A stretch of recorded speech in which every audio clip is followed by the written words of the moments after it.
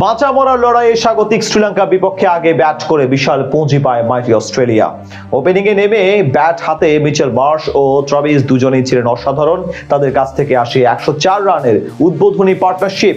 জবাব দিতে নেমে শ্রীলঙ্কার ব্যাটাররাও ছিল অসাধারণ। দু দলের মাঝে লড়াই হয় হাড্ডাহাড্ডি। সেখান থেকে ম্যাচের ফলাফল এবং সব ঘটনা এক করে শুনবো এই প্রতিবেদনে। এবার বিশ্বকাপটা একদমই মন মতো যাচ্ছিল না অস্ট্রেলিয়ার। নামের প্রতি এখন অব্দি সুবিচার করতে পারেনি তাদের ক্রিকেটাররা।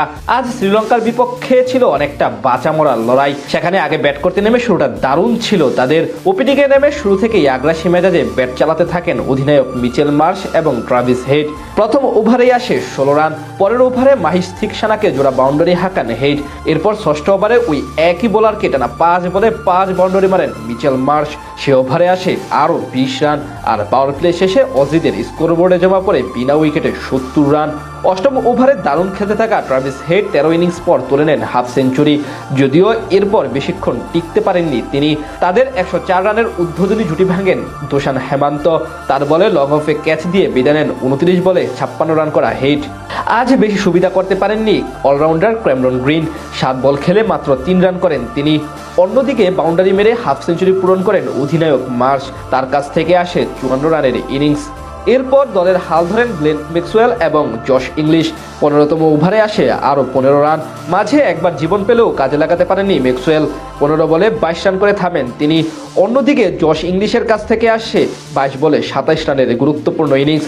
শেষ দিকে নিয়মিত বিরতিতে উইকেট হারাতে থাকে অস্ট্রেলিয়া। 20তম ওভারে বিদায় নেন মোট 3 ব্যাটার।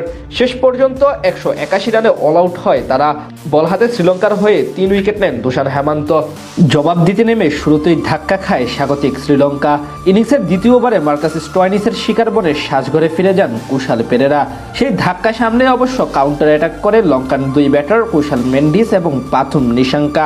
দুজন মিলে শুরুতে কিছুটা ডিফেন্সিভ মনোভাবের হলেও সময়ের সাথে সাথে হাত খুলে খেলতে থাকেন। তৃতীয় ওভারে 3 বাউন্ডারির সাহায্যে আনেন 14 রান। দুজন দুই প্রান্ত থেকে একের পর এক বাউন্ডারি মেরে পাওয়ার প্লেতে তোলেন 1 উইকেটের বিনিময়ে 61 রান।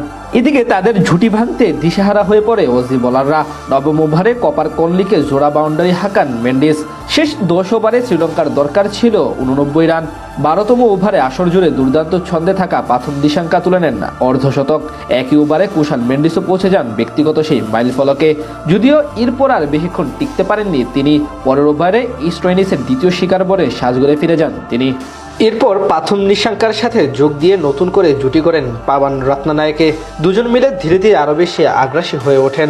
15তম ওভারে 3-4 ও 1 ছক্কার সাহায্যে আনেন 20 রান। পরের ওভারে আসে আরও 10 রান। এখান থেকেই ম্যাচ হতে ছিটকে যেতে শুরু করে অস্ট্রেলিয়া।